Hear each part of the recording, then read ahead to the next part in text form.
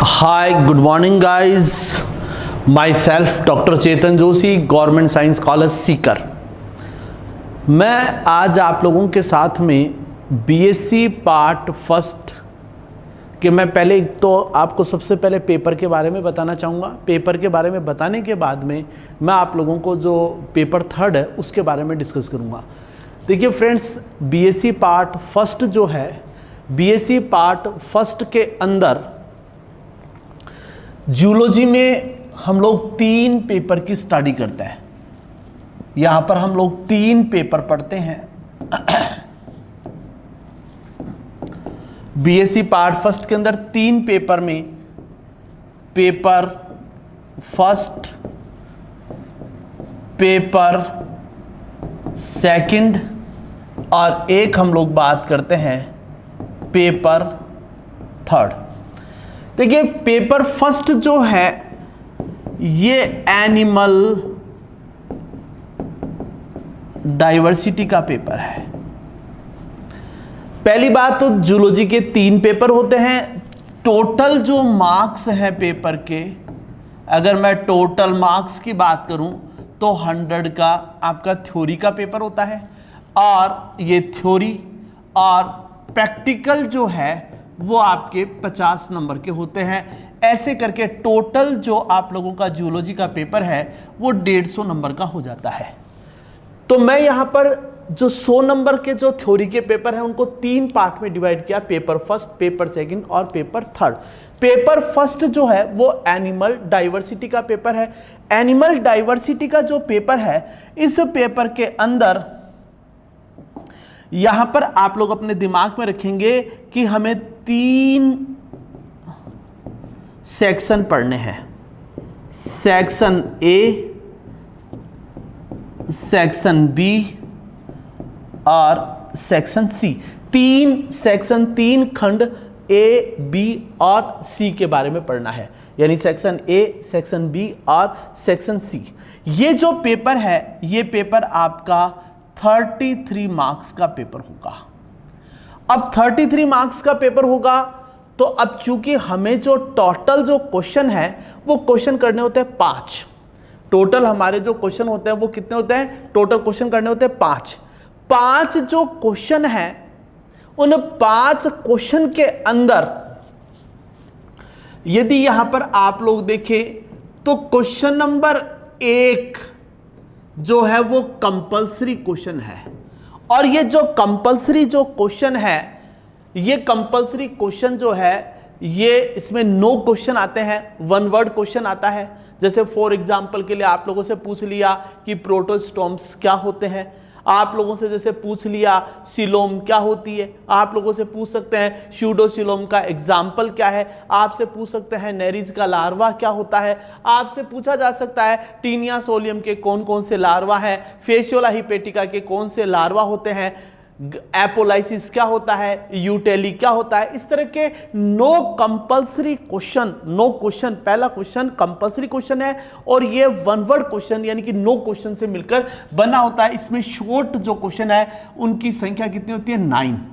उसके अलावा फिर आपका सेक्शन ए, सेक्शन बी और आपका आएगा सेक्शन सी। प्रत्येक सेक्शन के अंदर आपके पेपर के अंदर 3 क्वेश्चन आपको देखने को मिलेंगे। सेक्शन ए में भी 3 क्वेश्चन, सेक्शन बी में भी 3 क्वेश्चन, आपका सेक्शन सी के अंदर भी 3 क्वेश्चन देखने को मिलेंगे। और प्रत्येक सेक्शन से आपको एक एक क्वेश्चन करना कंपलसरी है, यानी कि एक क्वेश्चन आपको सेक्शन ए से करना पड़ेगा, एक आपको बी से करना पड़ेगा, एक आपको सी से करना पड़ेगा। कितने क्वेश्चन हो गए टोटल? एक तो कंपलसरी था, एक यहां से कर लिया, टोटल 4। अब बचता है आपका एक क्वेश्चन लास्ट का क्वेश्चन आप लोगों को बिल्कुल क्लियर कट कहा हुआ रहता है कि प्रत्येक सेक्शन से एक एक क्वेश्चन करने के बाद में आप लास्ट का जो क्वेश्चन है वो किसी भी सेक्शन से कर सकते हैं, या मैं यूं कह दूं कि प्रत्येक सेक्शन से एक सवाल करना है और एक सवाल आप किसी भी सेक्शन से कर सकते हैं, उसके लिए आप टोटली फ्री हैं। यानी कि एक आप चाहें तो ए से भी कर सकते हैं, बी से भी कर सकते हैं, सी से भी कर सकते हैं। तो एक क्वेश्चन आपको एडिशनल रूप से वो किसी भी सेक्शन से उठाकर करना होता है, और प्रत्येक क्वेश्चन जो है वो आपका यहां पर मित्रों ये होगा 6 नंबर का, 666। अब शॉर्ट अगर आंसर क्वेश्चन, जैसे शॉर्ट आंसर आपका 9 नंबर का हो गया, उसके बाद में शॉर्ट नोट भी आते हैं। शॉर्ट नोट में सामान्य रूप से जैसे 3+3 का दे देते हैं, कई बार जैसे 3 शॉर्ट नोट करने हो तो 2+2+2+ का भी हो सकता है। वो तो क्वेश्चन सेटर के ऊपर डिपेंड करता है कि वो अपना पेपर कैसे फॉर्म करता है, लेकिन करने का अपना तरीका ये होता है। पेपर जो सेकंड है वो पेपर आपका सेकंड जो है वो सेल बायोलॉजी एंड जेनेटिक्स का पेपर है। सेल बायोलॉजी एंड जेनेटिक्स का पेपर होगा। कौन सा पेपर होगा आपका? सेल बायोलॉजी एंड जेनेटिक्स का पेपर होगा। थर्ड पेपर जो है वो मित्रों आप लोगों का है डेवलपमेंटल बायोलॉजी। अब मजे की बात यह है कि आपका क्वेश्चन पेपर, अगर मैं इसकी बात करूं, पेपर जो सेकंड है ये भी आपका 33 मार्क्स का होगा, लेकिन अब कितने हो गए? 33 + 33 तो 66। अब 33 अगर आप ऐड करो थर्ड में तो 99 हो जाएंगे, लेकिन हमें लास्ट वाला जो फोर्थ पेपर है, ये फोर्थ पेपर हमारा कितने मार्क्स का होगा? ये 34 मार्क्स का होगा। ये पेपर हमारा कितने मार्क्स का होगा? 34 मार्क्स का ये पेपर होगा। कौन सा? Paper third. तो पेपर थर्ड जो है वो 34 मार्क्स का होगा। अब हमारा यहां पर ये 34 मार्क्स का हो गया। तो इस तरह से यदि आप लोग देखें, पेपर थर्ड जो है वो आपका कितने मार्क्स का हो गया? 34 मार्क्स का हो गया। तो इस तरह से हमारे यहां पर animal diversity, cell biology and genetics और डेवलपमेंटल बायोलॉजी के पेपर होंगे। क्योंकि ये यूट्यूब चैनल मेरा खुद का है, मैं इसका मेंटर हूं, और I will try best on my level कि मैं आप लोगों को सभी पेपर्स के वीडियो उपलब्ध सीरियल वाइज करूं। मैं आप लोगों का सबसे पहले जो पेपर स्टार्ट करूंगा वो पेपर मैं आप लोगों का स्टार्ट करूंगा यहां पर, आप ध्यान दे लीजिए। सबसे पहले मैं पेपर थर्ड स्टार्ट करूंगा। मैं पेपर थर्ड की आपको 1 या 2 यूनिट कराने के बाद में फिर मैं दूसरे पेपर के ऊपर आऊंगा। आप क्रमिक रूप से मेरी क्लास को देखिए। मैं आप लोगों के साथ में थ्योरी के साथ साथ मैं कॉम्पिटिटिव स्किल्स को भी साथ में लेकर चलूंगा, जिससे आप लोगों को ज़्यादा से ज़्यादा बेनिफिट हो, ज़्यादा से ज़्यादा फायदा हो। आप चैनल को लाइक कीजिए, सब्सक्राइब कीजिए, और साथ में आप लोग अपने मित्र, अपने फ्रेंड सर्किल में ऑल ओवर राजस्थान में, ऑल ओवर इंडिया लेवल के ऊपर आप अपने फ्रेंड्स के बीच में सर्कुलेट कीजिए। क्योंकि अब जो क्लासेस आपको रेगुलर रूप से मिलने वाली हैं, उन क्लासेस से आपको बहुत ज़्यादा बेनिफिट होने वाला है। तो देखिए, राज्य सरकार ने बच्चों के हित में ध्यान देते हुए ये निर्देश दिए कि सब शिक्षक अपना यूट्यूब चैनल बनाएं, स्वयं मेंटर बने और प्रत्येक विद्यार्थी तक उसको शेयर करें, जिससे प्रत्येक विद्यार्थी को ज़्यादा से ज़्यादा उन चीज़ों का लाभ मिल सके। इसलिए आप लाभ उठाना है आपको, अब ये आप पर डिपेंड करता है कि आप कितना लाभ उठा पाते हैं। इसलिए आपको रेगुलर रूप से वीडियो मिलेंगे, रेगुलर रूप से आप लोग इनके साथ में जुड़े रहिए। तो मैं आज आप लोगों का पेपर थर्ड का श्री गणेश करता हूँ, ठीक है ना। मां शारदे को याद करते हुए मैं अपना सबसे पहले आप लोगों का पेपर थर्ड, मैं मेरे YouTube चैनल पर आज मेरा पहला वीडियो अपलोड होगा, इसलिए आप लोग क्रमिक रूप से देखना। इसके अलावा मैं स्टेट गवर्नमेंट के अंदर होने वाली विभिन्न प्रकार की जो कॉम्पिटिटिव परीक्षाएं हैं, चाहे आपका फर्स्ट ग्रेड बायोलॉजी का हो या चाहे आपका इसका रिट एग्जामिनेशन का हो, इनके भी वीडियोज आप लोगों को लगातार YouTube चैनल के ऊपर मिलते रहेंगे। तो आप लोग चलते हैं हम लोग सबसे आगे। तो देखिए, हम लोग जो आज डिस्कस करने वाले हैं वो डिस्कस करेंगे हम लोग जूलॉजी का थर्ड पेपर, जिसको आप लोग बोलते हैं डेवलपमेंट बायोलॉजी। देखिए, अगर डेवलपमेंट बायोलॉजी को बहुत अच्छे से पढ़ना हो तो इसके लिए हम लोग कौन सी बुक रिकमेंडेशन करें? देखिए रस्तोगी पब्लिकेशन की बुक आती है, इसके अंदर रस्तोगी पब्लिकेशन की बुक को भी हम रीड आउट कर सकते हैं, जिसमें क्या नाम है डॉक्टर हिंदी मीडियम के जो स्टूडेंट हैं उसमें डॉक्टर घनश्याम कछावा की बुक है, काफ़ी अच्छी बुक है, उसको आप लोग विद्यार्थी उसको काम में ले सकते हैं। इसके अलावा कंटिन्यूसली जो आप लोगों को क्लास मिलेंगी उन क्लास से भी आपको काफ़ी कुछ चीज़ें सीखने को मिलेंगी। इसके अलावा यदि आप किसी अच्छी रेफरेंसेस बुक पर जाना चाहें तो आप लोग डेवलपमेंटल बायोलॉजी बाय गिलबर्ट, आप गिलबर्ट को ले सकते हैं। आपको मैं गिलबर्ट का पीडीएफ भी शेयर कर दूंगा जिससे आप लोगों को इजी रहेगा, क्योंकि वो बुक्स कॉस्टली आती है, खरीदना थोड़ा पॉसिबल नहीं है, तो आपको वो बुक्स मैं आप लोगों को पीडीएफ के रूप में शेयर कर दूंगा। डेवलपमेंटल बायोलॉजी की बात करेंगे। देखिए डेवलपमेंटल बायोलॉजी की बात करें तो डेवलपमेंटल बायोलॉजी को समझने से पहले हम लोग बात करते हैं किसकी, एम्ब्रियोलॉजी की। अगर हम एम्ब्रियोलॉजी की बात करें कि भाई एम्ब्रियोलॉजी क्या है, तो यहां पर देखिए दो चीजें आती हैं, एक तो आता है साहब एम्ब्रियो और एक वर्ड आता है लॉजी। देखिए एम्ब्रियो का मतलब होता है भ्रूण, लॉजी का मतलब होता है टू स्टडी, लॉजी का मतलब है टू स्टडी, अध्ययन करना, विज्ञान की वह शाखा जिसमें एम्ब्रियो की स्टडी करते हैं, study of embryo called as embryology. तो देखिए एम्ब्रियोलॉजी के जो फादर थे, एम्ब्रियोलॉजी के फादर ऑफ एम्ब्रियोलॉजी, अगर मैं फादर ऑफ एम्ब्रियोलॉजी की बात करूं तो फादर ऑफ एम्ब्रियोलॉजी कौन थे, तो फादर ऑफ एम्ब्रियोलॉजी की बात करें तो यहां पर एरिस्टोटल का नाम आता है, यहां पर अरस्तु का नाम आता है, अरस्तु, अंग्रेजी में एरिस्टोटल। ये याद रखना, एक बार रेलवे की परीक्षा में पूछ लिया कि फादर ऑफ बायोलॉजी कौन है, अरस्तु लिखा हुआ नहीं आया, हिंदी मीडियम में एरिस्टोटल लिख दिया तो बच्चे कंफ्यूज हो गए, अरस्तु तो नहीं आया, एरिस्टोटल कौन है, तो याद रखिए अरस्तु को ही एरिस्टोटल भी कहते हैं। तो फादर ऑफ एम्ब्रियोलॉजी कौन है, अरस्तु। इसी तरह से हम लोग यहां पर याद रख सकते हैं father of modern embryology, father of modern embryology की बात करें तो वॉन बेयर। देखिए कंफ्यूज होने की आवश्यकता नहीं है, वॉन बियर भी बोल देते हैं, बेयर भी बोल देते हैं, आप लोग प्रोनाउंसिएशन है अलग अलग लोगों का अलग अलग होगा, कोई वाज बोलता है, कोई वोज बोलता है, कोई वज बोल देता है, तो ये आप पर डिपेंड करता है, इसलिए कंफ्यूज नहीं हो। तो फादर ऑफ एम्ब्रियोलॉजी कौन होता है, Aristotle. Father of modern embryology कौन है, वॉन बेयर। लेकिन अभी रिसेंटली पहले टाइटल आता था एम्ब्रियोलॉजी, जैसे एक एम्ब्रियोलॉजी की बुक आती है एम्ब्रियोलॉजी बाय बेलेंस्काई, लेकिन अब आजकल ये पैटर्न चेंज कर दिया, एम्ब्रियोलॉजी शब्द के स्थान पर अब वर्ड काम में लेता है डेवलपमेंटल बायोलॉजी।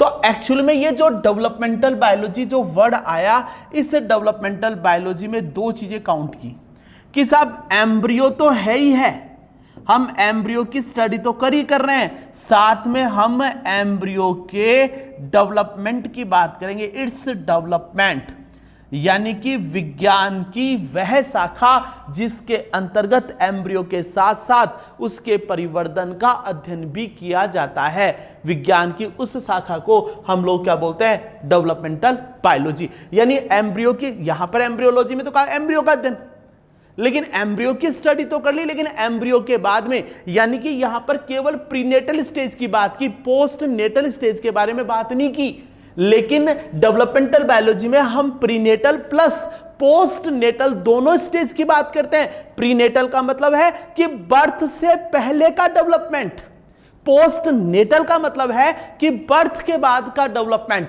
तो यहां पर हम लोग क्या बात कर रहे हैं, यहां पर एम्ब्रियो का डेवलपमेंट, फिर एम्ब्रियो बना, एम्ब्रियो से कैसे चाइल्ड का फॉर्मेशन होता है, चाइल्ड से कैसे एडल्ट बन रहा है, उस पूरे ओवरऑल डेवलपमेंट की बात करेंगे, किसके अंदर, डेवलपमेंटल बायोलॉजी के अंदर करेंगे। आगे बात करते हैं, आगे बात करें हम लोग यहां पर कि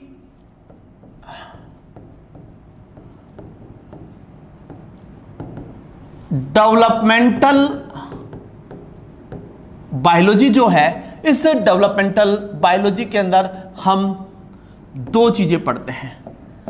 एक तो हम लोग बात करते हैं प्री नेटल डेवलपमेंट, एक बात करेंगे हम लोग किसकी, पोस्ट नेटल डेवलपमेंट की बात करेंगे।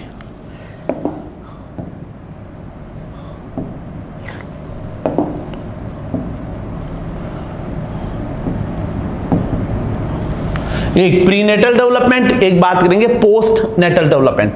देखिए प्री नेटल डेवलपमेंट का मतलब है बिफोर बर्थ, और पोस्ट नेटल डेवलपमेंट का मतलब है आफ्टर बर्थ।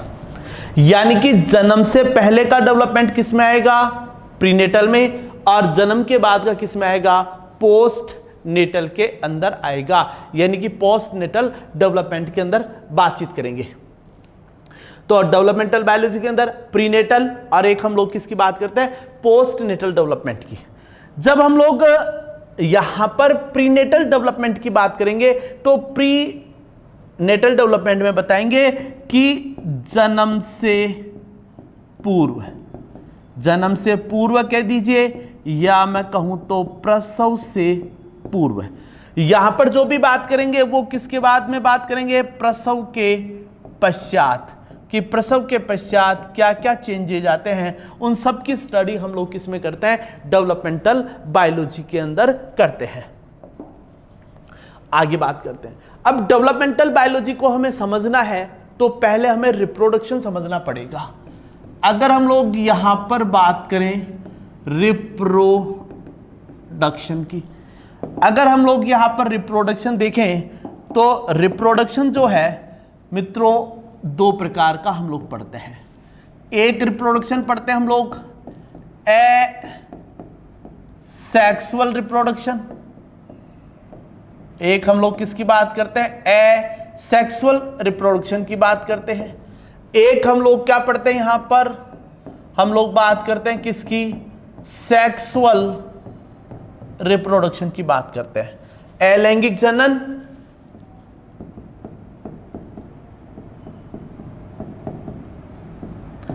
अलैंगिक जनन की बात करते हैं।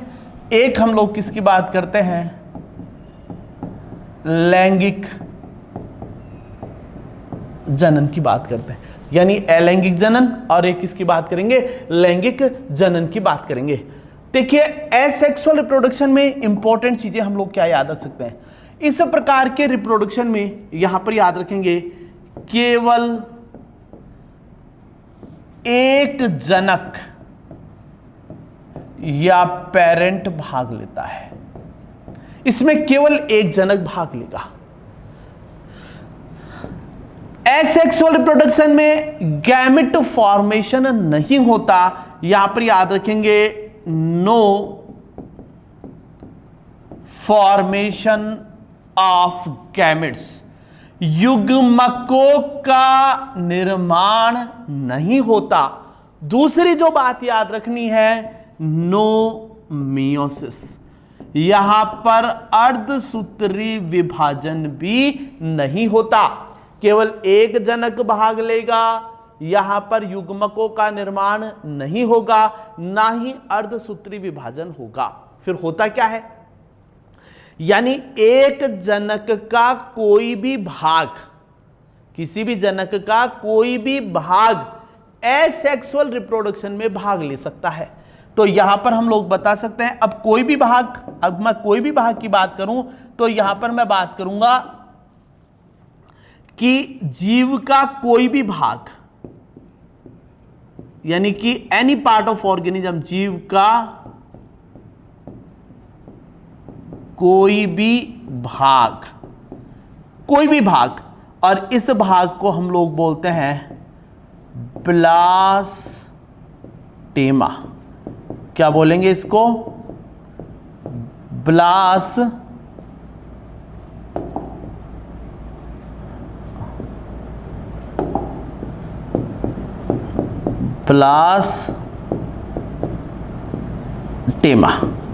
क्या कहेंगे, ब्लास्टेमा। यानी जीव का कोई भी भाग वो यहां पर क्या कहलाएगा साहब, ब्लास्टेमा कहलाएगा।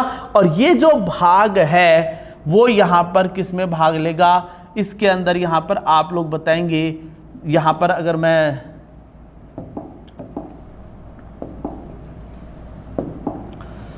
कौन सा सेक्सुअल रिप्रोडक्शन होगा, और एर सेक्सुअल रिप्रोडक्शन के द्वारा यहां पर आप लोग बताएंगे,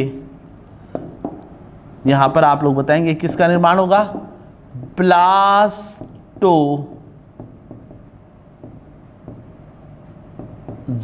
का निर्माण होगा।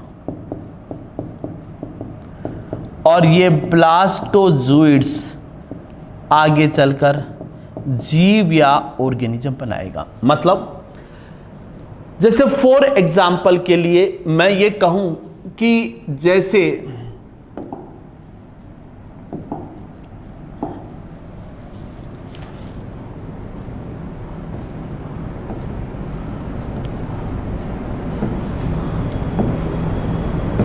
मान लीजिए कि ये हाइड्रा है, मान लीजिए ये क्या बनाया मैंने, हाइड्रा। हाइड्रा का कोई भी पार्ट पूरा हाइड्रा बनाने की कैपेसिटी रखता है। तो ये एक जीव हो गया, इस जीव का ये जो छोटा सा पार्ट है, इस पार्ट को ही मैं यहां पर क्या कहूंगा, ब्लास्टेमा कहूंगा। और ये ब्लास्टेमा जो है वो रिप्रोड्यूस होगा, अलैंगिक जनन करेगा और क्या बनाएगा मित्रों, ब्लास्टोजोइड्स बनाएगा। तो देखिए ब्लास्टेमा से ब्लास्टोजोइड्स का निर्माण होगा। कौन सा रिप्रोडक्शन है ये, आपका एसेक्सुअल रिप्रोडक्शन कहलाता है। और इस मैकेनिज्म को आप क्या बोलते हैं, ब्लास्टोजेनेसिस। क्या कहेंगे इसको, ब्लास्टोजेनेसिस कहते हैं। ये क्या कहलाएगा आपका, ब्लास्टोजेनेसिस कहलाता है। तो ब्लास्टोजेनेसिस की क्रिया यानी ब्लास्टेमा से ब्लास्टोजोइड्स का बनना, ये ब्लास्टोजोइड्स आगे चलकर जीव बनाएगा। अब यहां पर एसेक्सुअल रिप्रोडक्शन हुआ, गैमेट का फॉर्मेशन नहीं हुआ, मियोसिस नहीं हुआ। तो एक इंपॉर्टेंट बात और यहां पर निकल कर आती है, और वो इंपॉर्टेंट बात यह है कि नो जेनेटिक वेरिएशंस, यहां पर किसी प्रकार का कोई जेनेटिक वेरिएशन नहीं होगा। नो जेनेटिक वेरिएशन, यहां पर आनुवंशिक विभिन्नताएं भी नहीं देखने को मिलेंगी। तो इसका मतलब नो जेनेटिक वेरिएशन, यहां पर कोई आनुवंशिक विभिन्नताएं देखने को नहीं मिली। क्यों नहीं मिली, क्योंकि no crossing over. Crossing over क्यों नहीं हुआ, क्योंकि यहां पर आपका मियोसिस भी नहीं है। तो अगर मियोसिस नहीं होगा तो यहां पर वेरिएशंस भी नहीं आएंगे। अब हम लोग चलते हैं सेक्सुअल रिप्रोडक्शन की तरफ मूव करते हैं।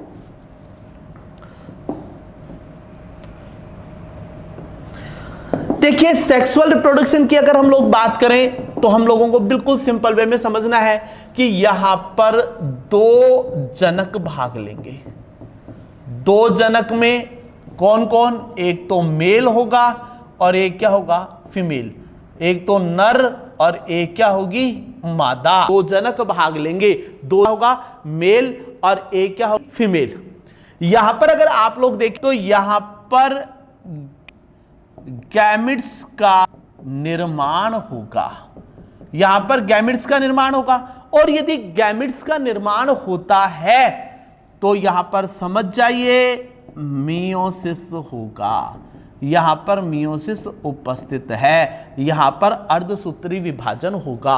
और यदि यहां पर अर्धसूत्री विभाजन हो रहा है तो याद रखिए यहां पर जेनेटिक वेरिएशन भी आएंगे, यानी आनुवंशिक विभिन्नताएं जीवों में उत्पन्न होंगी। यहां पर पीढ़ी दर पीढ़ी आनुवंशिक विभिन्नताएं नहीं आएंगी। यहां पर बनने वाला जीव हूबहू अपने जनक, अपने पेरेंट्स के जैसे होगा, लेकिन यहां पर बनने वाला सेक्सुअल रिप्रोडक्शन के द्वारा जो जीव बनेंगे वो गैमेट्स के कारण बनते हैं। और गैमेट्स के अंदर चूंकि आनुवंशिक विभिन्नताएं अर्धसूत्री विभाजन के कारण आती हैं और वेरिएशन आने के कारण यहां पर बनने वाला वाला जीव हूबहू अपने पेरेंट्स के जैसा नहीं होगा, उसमें जेनेटिक वेरिएशन आएंगे। यहां पर अगर हम लोग बात करें कि यहाँ पर एसेक्सुअल रिप्रोडक्शन और सेक्सुअल रिप्रोडक्शन, तो यहाँ पर जीव का कोई भी भाग जो कि ब्लास्टेमा कहलाता है वो ब्लास्टोजोइड्स बनाता है, और यहाँ पर जितने भी डिवीजन होंगे वो सारे के सारे माइटोसिस होंगे। और हमने सेक्सुअल रिप्रोडक्शन में बात की, दो जनक भाग लेंगे, एक मेल होगा एक फीमेल होगा, गैमेट्स का फॉर्मेशन होगा, मियोसिस होगा और जेनेटिक वेरिएशन होगा। यदि हम इसको समझें कि देखिए एक तो मेल है और एक आपका फीमेल, यानी मेल एक है फीमेल। मेल के अंदर सेक्स ऑर्गन के रूप में क्या देखने को मिलते हैं? टेस्टिस। फीमेल में सेक्स ऑर्गन के रूप में क्या देखने को मिलते हैं? ओवरी। अब ये जो टेस्टिस है, इस टेस्टिस के अंदर यहां पर स्पर्मेटोजेनेसिस की क्रिया होगी। यहां पर अगर आप लोग देखें तो यहां पर कौन सी क्रिया होगी?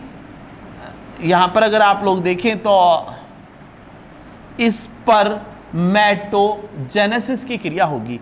अगर आप लोग यहां पर देखें तो कौन सी क्रिया होगी? यहां पर टेस्टिस के अंदर स्पर्मेटोजेनेसिस की क्रिया होगी। कौन सी क्रिया होगी? स्पर्मेटोजेनेसिस की क्रिया होगी। स्पर्मेटोजेनेसिस की क्रिया होगी। तो स्पर्मेटोजेनेसिस की क्रिया जब टेस्टिस के अंदर होगी तो यहां पर मित्रों किसका निर्माण होगा? यहां पर आप लोग बताएंगे स्पर्म बनेगा। स्पर्म जिसको आप लोग मेल गैमेट भी कहते हैं, नर युग्मक भी कहते हैं। और इसी तरह से यदि मैं फीमेल की बात करूं तो ओवरी के अंदर oogenesis की क्रिया होगी, अंड जनन की क्रिया होगी। और इस दौरान यहां पर जो डिवीजन होगा वो कौन सा होगा? मियोसिस। स्पर्मेटोजेनेसिस से जब स्पर्म बनेंगे तब भी मियोसिस होगा, और ओवरी में oogenesis की क्रिया के द्वारा यहां पर किसका निर्माण होगा? ओवम। और ओवम को आप लोग क्या बोलते हैं? Female gamete.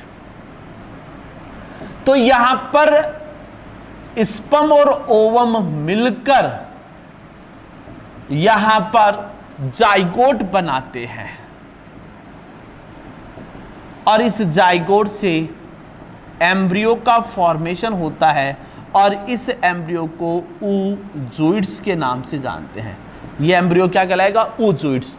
तो ये जो oozoids जो बनेगा वो किसके कारण बनेगा? फर्टिलाइजेशन के कारण बनेगा। यहां पर निषेचन होगा, और यहां पर अगर फर्टिलाइजेशन होता है, यदि फर्टिलाइजेशन होगा तो सिंपल सी बात है यहां पर जेनेटिक वेरिएशंस आएंगे, आनुवंशिक विभिन्नताएं भी डेवलप होंगी। ये जो कंसेप्ट है, इस कंसेप्ट को हम लोग काम में लेंगे किसके अंदर? सेक्सुअल रिप्रोडक्शन में। अब मैं आप लोगों के साथ में बात कर रहा हूं ओवरऑल डेवलपमेंटल बायोलॉजी का जो बेसिक कंसेप्ट है, कि वो कंसेप्ट भाई हम यूनिट वाइज क्या क्या चीजें कैसे कैसे डिस्कस करेंगे। तो मैं सिक्वेंशियली आप लोगों को किस तरह से एम्ब्रियो का डेवलपमेंट होता है, कौन कौन सी स्टेजेस आती हैं, मैं उनके बारे में डिस्कस करूंगा। बहुत सावधानी के साथ में आपको समझिए, क्योंकि यहां से आपके एग्जाम में छोटे क्वेश्चंस भी आएंगे, यहां से आपका एक पूरा बड़ा क्वेश्चन भी बनता है, और ये पूरा डेवलपमेंटल बायोलॉजी का एक ओवरव्यू है। तो यहां पर हम लोग सबसे पहले बात करें, एक होता है मेल, ये हमने ले लिया मेल। एक होती है फीमेल, ये साफ फीमेल, नर, और एक क्या ले लिया? मादा। मेल के अंदर सेक्स ऑर्गन अगर हम लोग देखें तो मेल के अंदर सेक्स ऑर्गन जो है वो क्या पाए जाते हैं? टेस्टिस। फीमेल के अंदर सेक्स ऑर्गन के रूप में क्या पाए जाते हैं? ओवरी।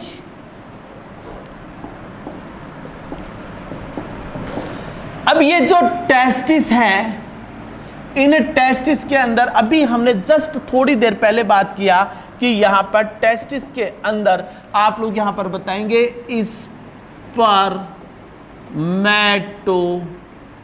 जेनेसिस की क्रिया होगी, शुक्राणु जनन की क्रिया होगी, स्पर्मेटोजेनेसिस या शुक्राणु की क्रिया होगी, जबकि ओवरी के अंदर आप लोग बताएंगे oogenesis की क्रिया होगी।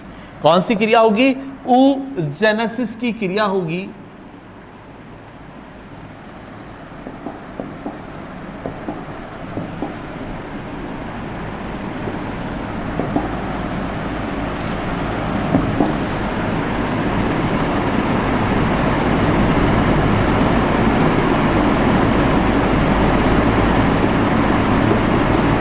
oogenesis की क्रिया, और टेस्टिस में स्पर्मेटोजेनेसिस की क्रिया। जब स्पर्मेटोजेनेसिस की क्रिया होगी तो टेस्टिस के अंदर किसका निर्माण होगा मित्रों? स्पर्म का निर्माण होगा। और ओवरी के अंदर किसका निर्माण होगा? ओवम का निर्माण होगा। यानी शुक्राणु और क्या बनेंगे? अंडाणु बनेंगे। अब यहां पर चूंकि हम लोग सब जानते हैं कि जब टेस्टिस में स्पर्मेटोजेनेसिस की क्रिया होगी स्पर्म बनेगा, जब ओवरी में ओवम बनता है, oogenesis होता है, तो यहां पर मियोसिस होगा, अर्धसूत्री विभाजन होगा। क्या होगा? अर्धसूत्री विभाजन। यहां पर यदि हम लोग देखें,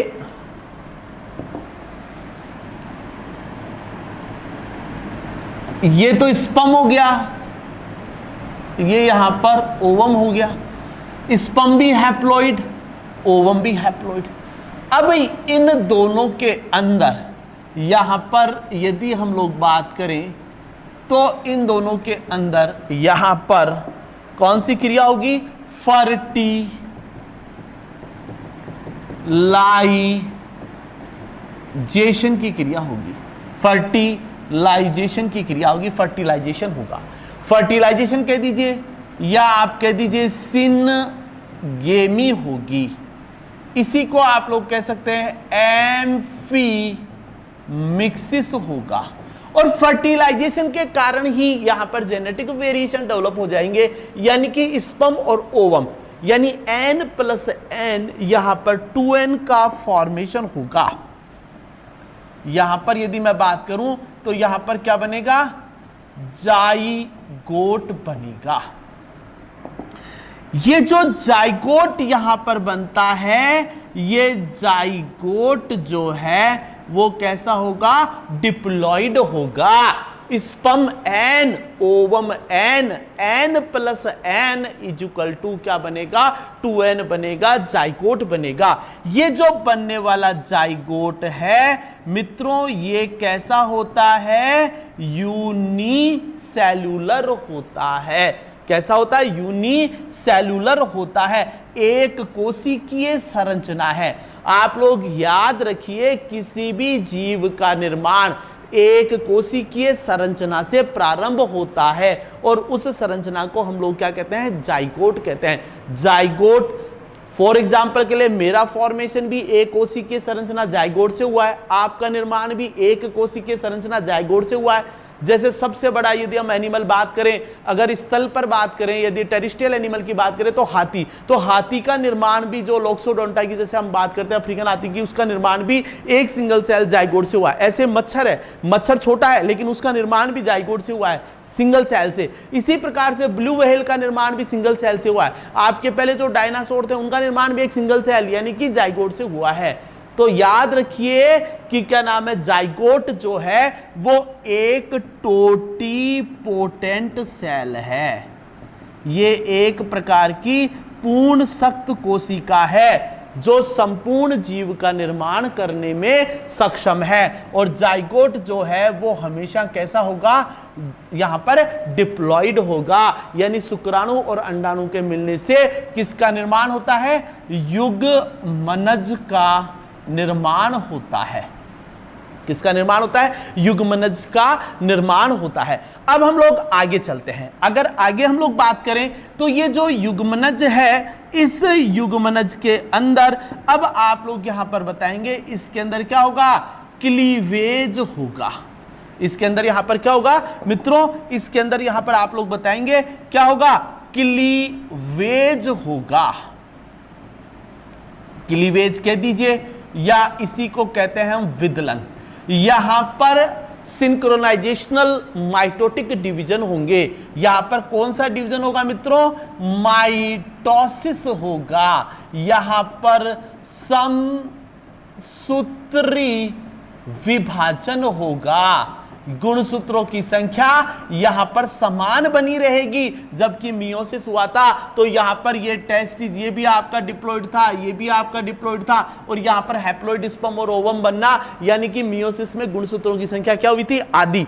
तो यहां पर जो विदलन है, विदलन के कारण आप लोग यहां पर बताएंगे कि युग्मनज में विदलन की क्रिया होने से, यहां पर युग्मनज में क्या होगा? विदलन होगा। विदलन होने के कारण आप लोग यहां पर बताएंगे कि क्लीवेज होने के कारण यहां पर क्या नाम है, किसका निर्माण होगा? यहां पर आपका पहले एक सॉलिड स्ट्रक्चर बनती है।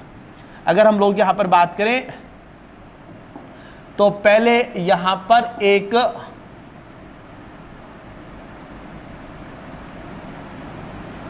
एक सॉलिड स्ट्रक्चर बनती है।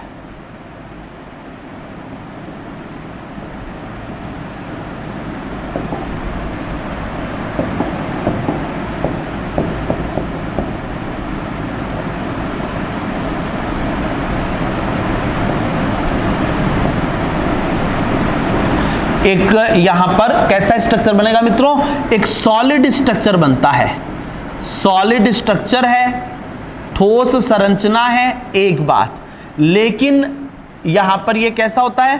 मल्टी सेलुलर होता है।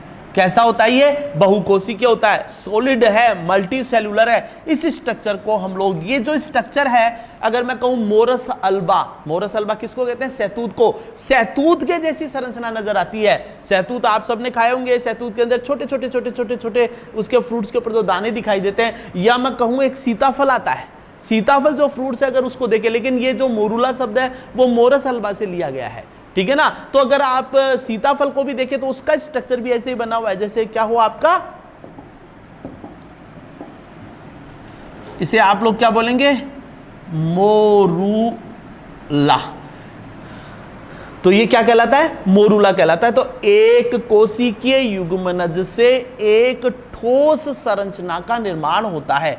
इस ठोस संरचना को हम लोग क्या बोलते हैं? मोरूला कहते हैं। और यहां पर आप लोग बताएंगे ये जो मोरूला बनता है वो किसके द्वारा बनेगा? क्लीवेज के द्वारा। तो यहां पर एक सिंगल सेल छोटे छोटे कंपार्टमेंट में डिवाइड हो गई, मतलब यहां पर छोटे छोटे क्या बन गए? सेगमेंट।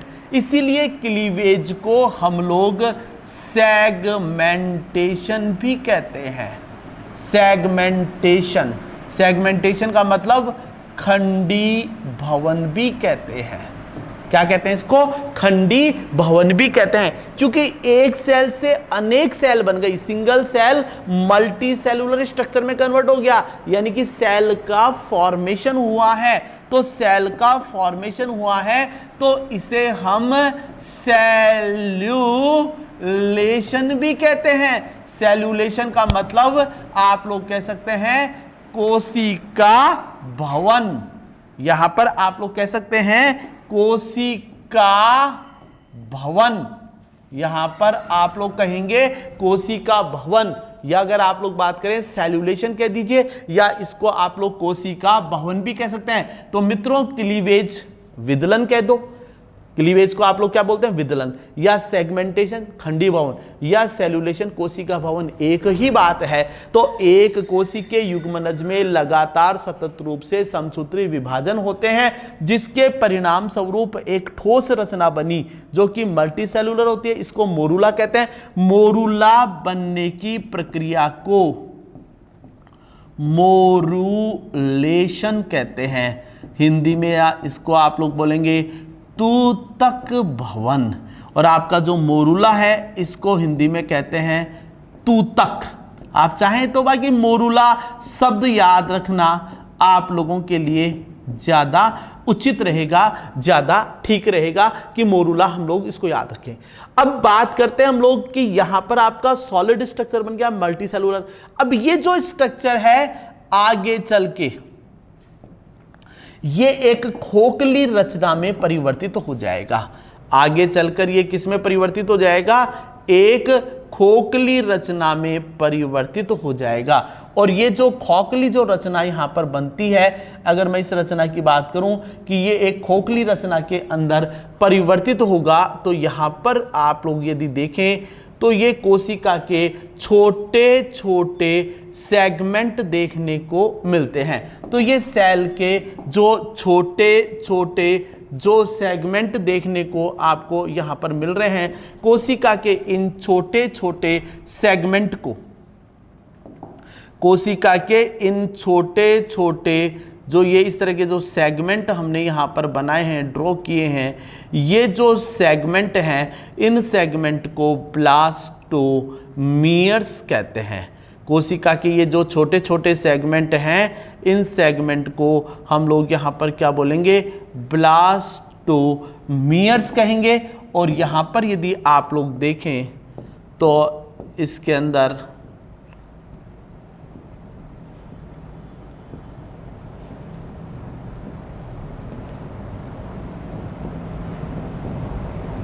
ये जो छोटे छोटे सेगमेंट हैं, इन सेगमेंट को हम लोग क्या कहेंगे, इनको हम लोग कहेंगे ब्लास्टोमियर्स, यानी कि कोरक खंड कह सकते हैं, कोरक खंड। और इसमें एक कैविटी दिखाई देती है, इस कैविटी को बोलेंगे ब्लास्टोसील। क्या कहेंगे मित्रों, इसको ब्लास्टोसील कहेंगे। और ये ब्लास्टोमियर एक लेयर में अरेंज होकर यहां पर एक लेयर बना देते हैं, इसको बोलेंगे ब्लास्टोडर्म। तो देखिए, एक कोशिकीय जाइगोट से यहां पर एक बहुकोशिकीय संरचना बनती है, लेकिन ये बनने वाली जो बहुकोशिकीय संरचना है, ये संरचना कैसी होती है, होलो होती है, ये खोखली होती है। खोखली तो है, लेकिन ये कैसी होती है, मल्टी सेलुलर होती है। होलो है, मल्टी सेलुलर है, खोखली है। इस संरचना को, ये जो मल्टी सेलुलर जो स्ट्रक्चर बना है, इस संरचना को हम लोग यहां पर क्या नाम देते हैं, इसी संरचना को हम लोग मित्रों यहां पर क्या बोलेंगे, इसी को बोलते हैं ब्लास्टूला। ये जो ब्लास्टूला है, जिसको आप लोग कोरक भी कहते हैं, कोरक का निर्माण किससे हुआ, जाइगोट से। तो जाइगोट से ब्लास्टूला बनने की जो प्रक्रिया है, उस प्रक्रिया को हम लोग क्या बोलेंगे, ब्लास्टूलेशन कहेंगे। क्या कहेंगे इसको, ब्लास्टूलेशन। तो एक कोशिकीय युग्मनज से क्लीवेज, जो कि माइटोसिस के द्वारा होगा, के द्वारा यहां पर एक खोखली रचना बनती है, जो कि बहुकोशिकीय होती है। इस रचना को हम लोग यहां पर क्या कहते हैं, ब्लास्टूला कहते हैं। तो जाइगोट से ब्लास्टूला बनने की क्रिया क्या कहलाएगी, ब्लास्टूलेशन कहलाएगी। तो हमने क्या देखा, सिंगल सेल युग्मनज था, उससे हमने एक मल्टी सेलुलर स्ट्रक्चर बना ली। इस मल्टी सेलुलर स्ट्रक्चर अगर ये सॉलिड है तो इसको हमने मोरूला कह दिया, मोरूलेशन।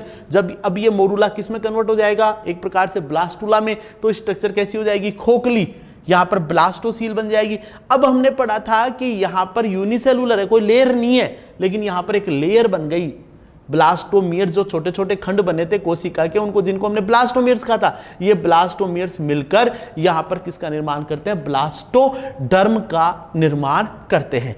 नेक्स्ट स्लाइड में मैं अभी आपके साथ में बात करने वाला हूं कि ब्लास्टूला से गैस्टूला का फॉर्मेशन कैसे होता है। अगर हम लोग यहां पर करें, जैसे हमने देखा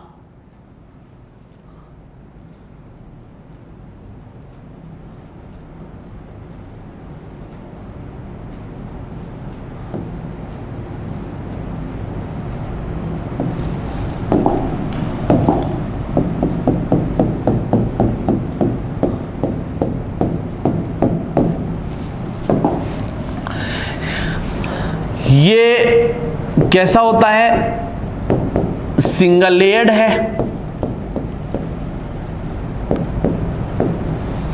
मल्टी सेलुलर है और इस स्ट्रक्चर को हमने क्या नाम दिया है,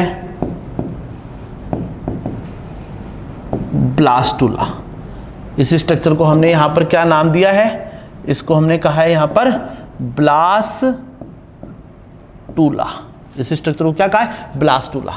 तो यहां पर अब ये जो ब्लास्टुला है, यानी कि जाइगोट से ब्लास्टुला बना, इस ब्लास्टुला के अंदर यहां पर आप लोग बताएंगे ये जो ब्लास्टोमियर्स हैं, ये ब्लास्टोमियर्स विशिष्ट स्थानों की ओर गति करेंगे। तो यहां पर सेल का मूवमेंट देखने को मिलेगा। डेवलपमेंटल बायोलॉजी की वो कौन सी स्टेज है जिसमें सेल एक जगह से दूसरी जगह मूवमेंट करती हैं, कोशिकाएं गति करती हैं? तो ये गतियां गैस्ट्रुलेशन के दौरान होती हैं। तो ब्लास्टोमियर्स का जो मूवमेंट है, इस मूवमेंट को हम लोग यहां पर कहेंगे मोर्फो जेनेटिक मूवमेंट। मॉर्फोजेनेटिक मूवमेंट्स यानी कि संरचना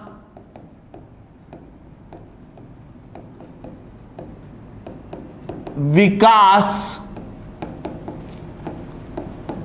गतियां, या इसी को हम लोग कहते हैं फॉर्मेटिव मूवमेंट्स, जिसको आप लोग बोलेंगे निर्माणकारी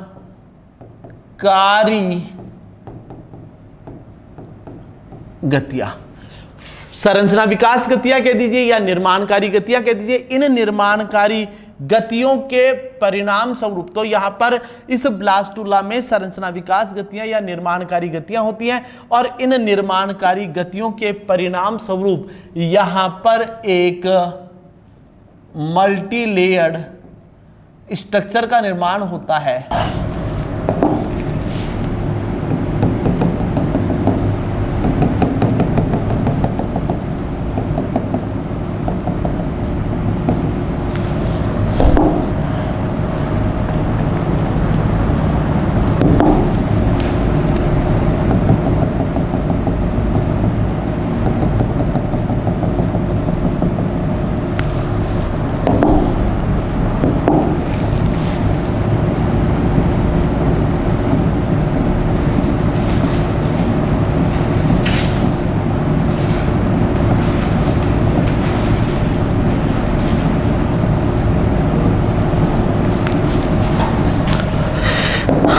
यहां पर एक मल्टी लेयर्ड स्ट्रक्चर का निर्माण होता है, एक बहुकोशिकीय संरचना का निर्माण होता है। ये जो मल्टी लेयर्ड स्ट्रक्चर है, एक बहुकोशिकीय संरचना या मल्टी लेयर्ड स्ट्रक्चर का जो निर्माण होगा, इस संरचना को हम लोग यहां पर गैस्ट्रुला कहते हैं। तो ब्लास्टुला से गैस्ट्रुला बनने की क्रिया यहां पर आप लोग बताएंगे, इस क्रिया को हम लोग यहां पर क्या बोलेंगे, गैस्ट्रुलेशन कहेंगे। यहां पर जो सिंगल लेयर्ड था, वो सिंगल लेयर्ड किस में कन्वर्ट हो गया, एक मल्टी लेयर्ड स्ट्रक्चर में कन्वर्ट हो गया।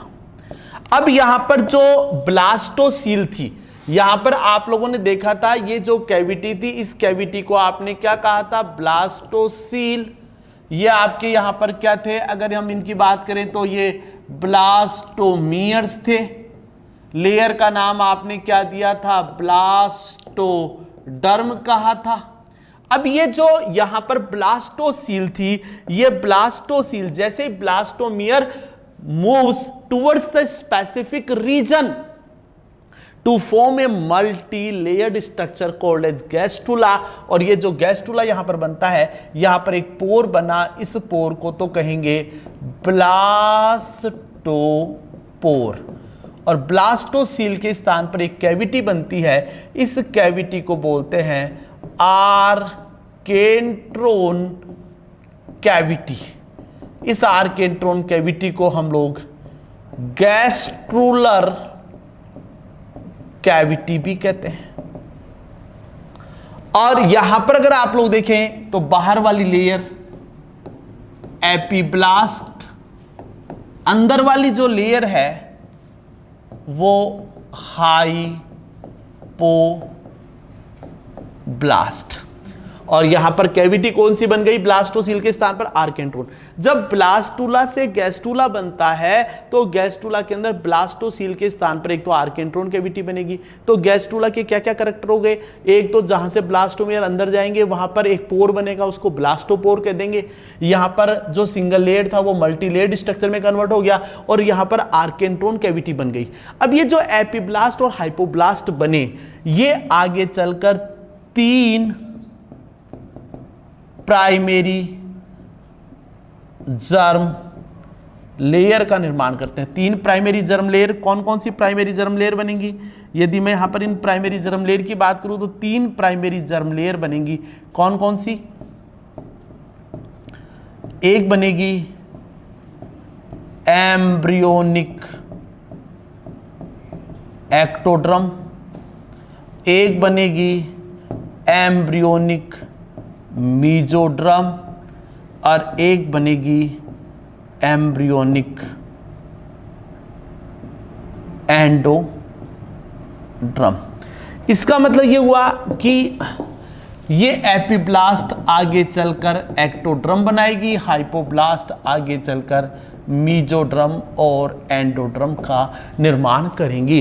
तो इस प्रकार से यहाँ पर 3 जर्म लेयर बनेंगी और ये जो जर्म लेयर है आगे डिसाइड करेंगी कि कौन सी जर्म लेयर से कौन सा ऑर्गन डेवलप होगा। तो फ्रेंड्स आज के लिए थैंक्स, नेक्स्ट क्लास में बात करेंगे आगे की बात। Thank you.